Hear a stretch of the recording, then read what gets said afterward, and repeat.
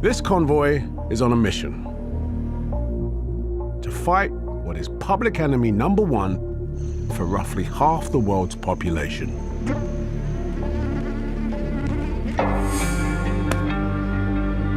Malaria. Now I know what you're thinking. What's that got to do with gold? Well, these trucks have driven from the headquarters of the local gold mine. Its managers noticed how many of the mining community were coming down with malaria. One of the team's leaders is Isaac Kwatiapia. Out of the workforce of 8,000 employees, every month you had about 6,800 of these employees and their dependents reporting to the mine hospital for malaria. And so the mine decided to establish a malaria control program. Today, the team is in the village of Adansi Domabra. Safety. They have one task: to stop malaria in its tracks.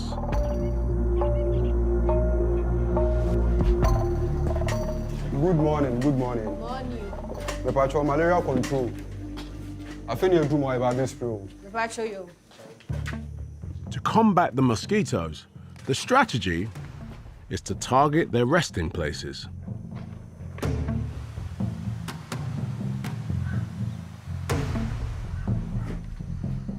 The team covers every wall with insecticide.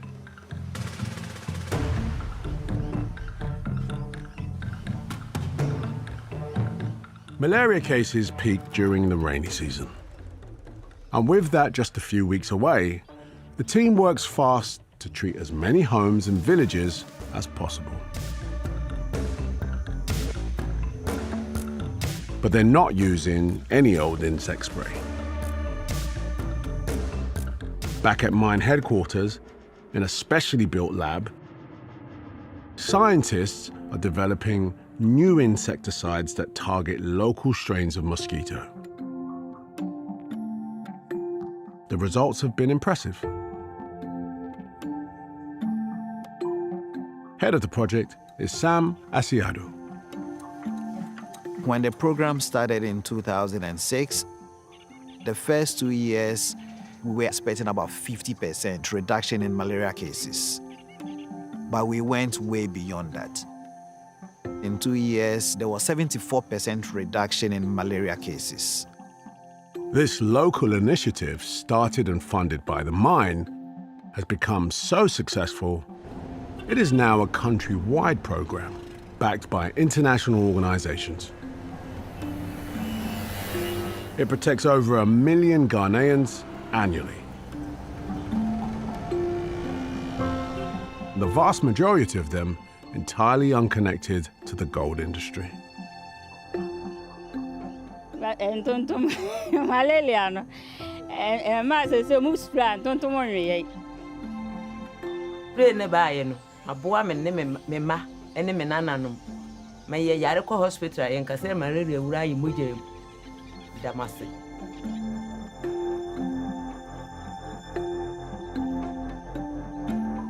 I hope to see a world without malaria. Malaria elimination is possible, and it's possible within our lifetime.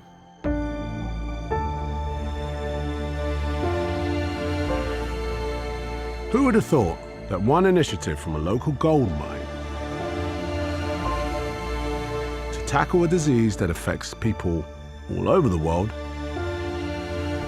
might have the potential to eradicate it forever? Hey guys, how are ya? Hope you're doing well. Just look at the view here, man. I'm just chilling at this park. I like to just walk here and just chill, relax. This is my local park. We're just chilling. Just have a look. Just have a look. Have a look, guys. Have a look. This is Perth at its best. Western Australia. That's where I am right now. Very soon we'll be in Africa. But, man, I got something to say, man, about Ghana, man. Ghana is formerly called the Gold Coast. First of all, guys, I just want you to subscribe and like this video. Anyway, Ghana is formerly called the Gold Coast. The reason why it's called the Gold Coast, because the British took as much gold from Ghana. It was ship after ship filled with gold. If you go to the bunkers that England has that are filled with gold, you're going to find that a lot of that gold, a good percentage of that is from Ghana, right? Now, I go to church, right? I'm not really, don't think I'm a Christian like most of you. You know, I'm not like that. But then there's a part that I like, it's called Connect. So you go to this, you meet up as just families and all that stuff, right? And I'm talking to many stories about Africa, but I'm talking to this guy. He's a white South African dude. He was in South Africa, he had a very good job in South Africa. He's moved to Australia, him and his wife. They just moved, they didn't move because they were living a bad life there. He was a boss at a car dealer place. Coffee, we walk into office, coffee, newspaper, that kind of lifestyle on your table. So he had a very good life. They moved here to Australia for obvious reasons. And they've started from scratch, and they're slowly building things up. His wife is a nurse. He's got a full-time job working as a salesman for a mining company. They're selling some products. I can't go into detail, but these products are becoming quite popular, and he's traveling all over the world, wherever there's mines. He's from South Africa. He goes to South Africa a lot. And I'm going to use what this man says a lot in the video. But this particular one, he was in Ghana. It was his first time going to Ghana. And he loved it. He went to Labadee Beach. He has nothing to complain about. He had a taxi driver who was very nice. He paid him to hang out with him for like the whole day. But here's what I find interesting. You get to go to this Anglo gold mine site, and they're digging up gold. You go, 3 feet, whatever, under. And it's like he goes to this place, and there's gold mixed up with all sorts of things. And I think that one of the guy was working who was underground there, was from Jamaica or something. So they were just talking, and he grabs one of the gold, he's looking at it, and the guy from Jamaica goes, you gotta pull it backward, and there's cameras everywhere, they're watching you. So okay, he looked at it, and they threw it back in. Right? And he's talking to these people about how things work and all that stuff. And he gets to meet this guy, who I think is an Arab. And he talks about how this guy is able to get gold out of Ghana. I think actually in just like, it's not even like, I don't even think they use like a train or something. From the way he was saying it, it's like they just use like private jet. So they take all the gold, and they have buyers in the Middle East. They just go there and sell it straight away. So, but when he was telling me this story, I'm puzzled. And I'm just thinking to myself, how the hell does the Ghanaian government even know how much gold is leaving the country so that they can have the tax that they need to have? And why is it that the Ghanaian government needs an investor to dig up the gold to go and sell in the Middle East, Saudi Arabia, Dubai, when they can do it themselves? This is the part that I don't understand about these countries in Africa, right? You look at there's a thing called Galamsey that was happening in Ghana, and it was the local people digging up gold. Everyone, the Chinese, and everybody's doing this. And most of that is illegal. No one is paying taxes. All right. Why does that thing happen where you have illegal miners digging up gold and they're not even paying taxes and they're all over the place? Because you haven't put up a structure. And this guy, with the story he told me about Ghanaian gold, just confirmed what I already knew about Africa and mining. There's no structures that allow you to collect the taxes that you deserve, and there's no structures that allow you to have your local people get involved into gold mining and get the real price that they need. Because the Ghanaian government could have mining companies that they own themselves, and they'll be getting 100% of the profit. All they need to do is invest some money in their own people to dig up the gold and put up structures where this gold, first of all, here's the thing you have to learn first. This is the part I don't understand. When you look at China today is the biggest producer of gold. Because they've realized they have a lot of gold in their country and they ain't selling it. All the gold they're digging up, they're keeping it. They're backing the yuan with gold, right? The Ghanaian cities just almost like depreciated to zero. It lost almost 100% of its value. And Ghana is one country with gold. How do you explain that? No, how do you explain that? The thing I just talked about, the way this gold leaves the country. I know Ghanaians are gonna come for me because Ghanaians think everyone else is wrong there, right? But you are wrong on this one. And it's high time you guys started listening. And it's high time you started, instead of just talking, oh, Ghana is this, Ghana is that. Oh, we are developing and this stuff like that. Dude, you got gold. You got gold. And you're not benefiting from the way you should be benefiting. And that's just, you're not different from every other African country. But it's just crazy because you guys have gold and you're producing it and you're not benefiting from it. And the other thing is, in that chain of suppliers and all this stuff, this guy was telling me most of the people in that, and this is across Africa, this is what I'm saying, I'm going to use him as reference to even to Namibia, the mines there, whatever, they were mining some minerals in South Africa, and you find a similar story.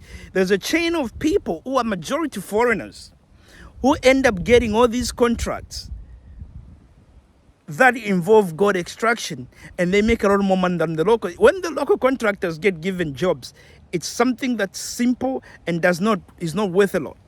But the problem could be that these local people don't have the value that is needed or the quality of work that is needed to the standards of where these people need. Or it could just be that these people are so-called investors. They are coming there with the intention of making themselves rich. Because I tell you what, this man wasn't even buying gold.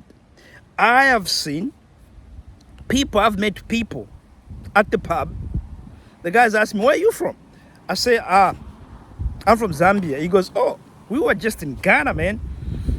And I look, and then the guy started telling me about gold there. We went there, they bought gold and all that stuff.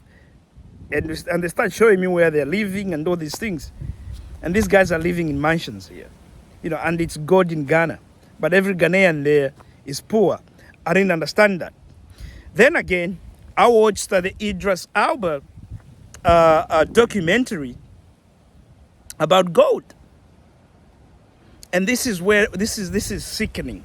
This made me really pissed off, especially after I've heard how these mining companies abuse and misuse the gold itself and the government of Ghana without them thinking. Guys, I actually started to think maybe we should really look into this IQ stuff.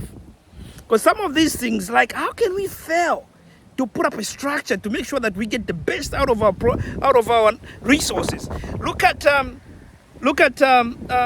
Middle East. How can you fail to do it when Ghana is not just gold? They also have oil. They also have good soils. How can you not produce a country like the Middle East? For 50-something years, Ghana has been independent. Maybe even 60 years now. It's 1953, I think they became independent. 60 or 60-something years, at least 60 years. And they're still not producing a quality country. No, they're not. The roads are crap. A lot of things are just not there. You can't compare Ghana to the Middle East. So sometimes we got to start asking ourselves, how come we struggle to create these structures that are needed? Going back to the story, I watched IDRUS ALBA's gold documentary, right? And he's traveled around the world, from Canada to South Africa to Ghana. Obviously, Ashanti King was amazing to see gold everywhere. Right, that's Ghana in its highest form, man. It was good to see that, right? But here's now what really got me going. He goes to New Zealand. They had a gold mine there. I think they only had a lifespan of less than 20 years, but they made something like $9 billion. And the government had put up these rules to say, once you guys finish mining the gold, we don't want this to be left like this. We want it to go back to the way it was. We want you to put up a greenery again, like plant trees and all that stuff. That's a huge investment to do that. The gold, if you look at the video I just made about the Zambian president in China, the people that buy this gold, it's pretty much the same all over the world. It's the same price as everybody else. So there's nowhere where they're gonna say, oh, Ghanaian gold is cheaper than New Zealand gold. Nah, it's the same price. But New Zealand was able to say, you know what, when you finish the gold, we want this done properly. We just don't want to leave a ditch here and all that stuff. But also the New Zealand government, it's very clear from my point of view that they got the revenue from this gold that was right for them. You know, so there's two things you have to look at that. They invested into the people. They had to invest after the digging is done, the mining is done, to bring this, to replenish this land. Okay? Now, what really got me is when you looked at the gold mines in Ghana, the miners are living in shacks. You can't call that houses. You know, and they go there to treat the mosquitoes because a lot of people are getting sick and all that stuff. It's shacks. And there's a gold mine there. It's shacks. Again, this is in line with my last video where I said in Australia, miners get about $120,000 a year, best rate. You know, what I saw in Ghana was just heartbreaking. These guys are living in a terrible environment. There should be roads there. There should be schools. There should be nice houses around that mine. The same thing I saw in the Congo. Even though they've put up a hydroelectric power station, which is good, but they're also just benefiting the mines because the people around it are still poor. How can you have a mine in the midst, in your midst, and still be poor? I don't understand it. If you go back in the US, whenever gold was discovered, there was a gold rush. People became rich. Even the people who sold the shovels became rich. But what happens in Africa, when we discover gold, our own people get stopped from digging it.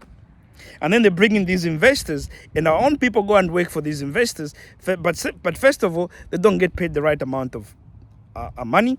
Neither does even the government, because these guys have found ways to sneak out this gold under our noses, and we're just watching it. And I can see exactly what's going on in Ghana. The place where this gold mine is trash.